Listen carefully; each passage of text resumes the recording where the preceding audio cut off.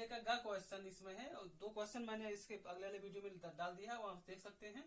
Sign 2a बराबर 2 sign हो तो a का मान होगा। अब इसको हल करने के लिए या तो आप सभी ऑप्शन को चेक कर करके देखेंगे या फिर हल करेंगे तो आपको समझ में आएगा कौन सा सही होगा। पहले क्या करें, 0 रख के फिर साइन 2a में यहाँ पे a का मान 0 रखें। ऐसे ऐसे करके चारों में बहुत थोड़ा कॉम्प्लिकेटेड हो जाता है। और चूंकि यहाँ पे एक हम ऐसा फार्मूला यूज करने वाले हैं जो कि 10th में नहीं है, तो आप आई होप आप लोग एडजस्ट कर लेंगे इतना। और अगर आप चाहें तो चारों ऑप्शंस को अलग अलग करके चेक कर सकते हैं कि कौन सा सही होगा।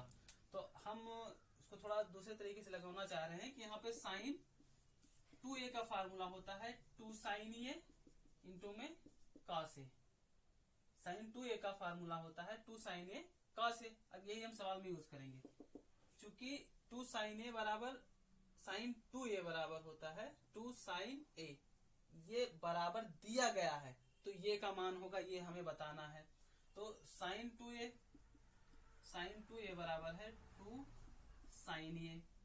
अब इसके जगह पे हम लिख सकते हैं 2 sign A into cos A. तो 2 sign A into cos A बराबर में 2 साइन ए। 2 से 2 कटेगा, साइन से साइन कटेगा, बचा क्या, कॉस ए बराबर 1। अब थोड़ा सोचने विचारने का काम है कि कॉस ए बराबर 1 आ गया। कॉस ए बराबर अगर 1 है तो कॉस कितने अंश पर 1 होता है, हम ये ज्ञात कर लें, हमारा आंसर आ जाएगा। तो इसलिए हम जानते हैं कि कॉस जो 0 डिग्री का मान होता है वो होता है 1। तो यहाँ पे जहां 1 है वहां क्या लिख सकते हैं हम, कॉस ए बराबर कॉस 0 डिग्री। तो तुलना करेंगे तो तुलना करने पर ए का जो मान आ जाएगा हमारे पास में 0 डिग्री।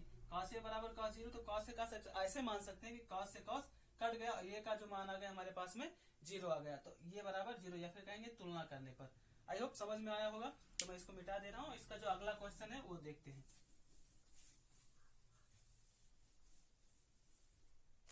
इसका जो अगला क्वेश्चन है घा क्वेश्चन, पहले का घा क्वेश्चन है कि 2 से 12 तक की विषम संख्याओं का समांतर माध्य है। ऑप्शन दिया गया है 4, दूसरा ऑप्शन है 5, तीसरा ऑप्शन है 6 और चौथा ऑप्शन में है 7। ये निकालना है। तो सबसे पहले आप समझते होंगे कि विषम संख्याएं क्या होती है। विषम संख्याएं वह संख्याएं होती है जो 2 से विभाज्य नहीं होती, जैसे 1, 3, 5, 7, 9, 10 10 नहीं होगा, 1, 3, 5, 7, 9, 11, 13, 15, 17, 19, 21, 23, 25, 27, 29, 31 ऐसे करके। और विषम संख्या होगी और सम संख्या जो 2 से विभाज्य होता है 2, 4, 6, 8, 10 ऐसे करके। तो 2 से 12 तक की विषम संख्याओं का समांतर माध्य निकालना है। तो 2 से 12 तक विषम संख्या क्या होंगी, 3, 5, 7, 9, 11 और इसके बाद 12 तक है, 13 हो ही नहीं सकता। ठीक, अब हमारे पास में फार्मूला होता है। फार्मूला क्या होता है कि समांतर माध्य बराबर पदों का योग बटे पदों की संख्या। पदों का योग बटे पदों की संख्या। तो पदों का योग क्या हो जाएगा, जो दिया गया है 3, 5, 7, 9 और 11। 3, 5, 7, 9 और प्लस में 11। कुल कितने पद हैं, तो 1, 2, 3, 4, 5, तो 5 हो गया। अब क्या करते हैं, 3, 5, 8, 7, 15, 15, 9, 24 और 11 35। तो 35 बटे में 5। 5 से काट दीजिए तो हो जाएगा 7। तो जो समांतर माध्य आ गया, समांतर माध्य बराबर 7, और ये आपका हो गया आंसर। और इसका ऑप्शन नंबर चौथा सही हो जाएगा। बहुत इजी सवालें होती हैं ऑप्शनल में। तो हमें लगता है कि आपको समझ में आ गया होगा। तो इसको मिटाने के बाद में मैं अगला क्वेश्चन लिखता हूं।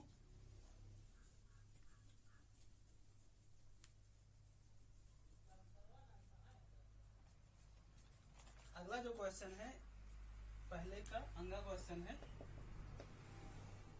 कि सभी वर्ग सभी वर्ग होते हैं, सभी वर्ग होते हैं। नंबर 1, इसमें समान लिखा हुआ है, यहाँ पे होना चाहिए था समरूप। दूसरा वाला सर्वांगसम। तीसरे नंबर में है 1 व 2, और चौथे नंबर में है इनमें से कोई नहीं। तो समरूप और सर्वांगसम, हमें ये लग रहा है कि आप लोग पढ़ चुके होंगे कि समरूप क्या होते हैं और सर्वांगसम क्या होते हैं। अगर समरूप की बात करेंगे तो हम ऐसे थोड़ा समझते हैं कि ये त्रिभुज बना हुआ है, एक त्रिभुज ऐसे बना हुआ है, ये दोनों त्रिभुज हैं, इसकी भुजा और इसकी भुजाओं में जो भुजा की लंबाई होगी वो अंतर है, तो इसको हम कह सकते हैं कि ये समरूप है। एक ही जैसे मतलब समान रूप वाले हो, छोटा हो बड़ा हो कोई मतलब नहीं होगा, एक ही जैसे हो तो कहेंगे कि समरूप है। लेकिन सर्वांगसम होने का मतलब ये होता है कि वह सभी आकृतियां एज, जैसे कहते हैं टू कॉपी, एक ही जैसे फोटो कॉपी करा के आते हैं, उसको हम कह सकते हैं सर्वांगसम। जैसा है वैसा ही हो, दूसरा जैसे इतना बड़ा बोर्ड है, दूसरा जो बोर्ड हो इसी लंबाई, इसी चौड़ाई, इसी डिजाइन का होना चाहिए, तो हम कहेंगे कि सर्वांगसम है। लेकिन इसी टाइप का इतने छोटा सा अगर हम ले आए तो हम ये कह सकते हैं कि ये समरूप है। तो सभी वर्ग, वर्ग तो ऐसे भी बन सकता है, वर्ग इतना बड़ा, सॉरी ये थोड़ा आयत बन गया था, वर्ग आप इतना बड़ा भी बना सकते हैं और वर्ग आप इतना बड़ा भी बना सकते हैं। तो अब ये दोनों वर्ग समरूप हो सकते हैं, एक ही जैसे समान रूप वाले, लेकिन ये सर्वांगसम नहीं हो सकते। तो सभी वर्ग क्या होते हैं, समरूप होते हैं लेकिन सर्वांगसम नहीं होते। इसके जो अगला वाला क्वेश्चन है वो हम अगले वीडियो में बना के डाल रहे हैं, आप लोग इसी तरीके से देखते रहें। थैंक यू, धन्यवाद।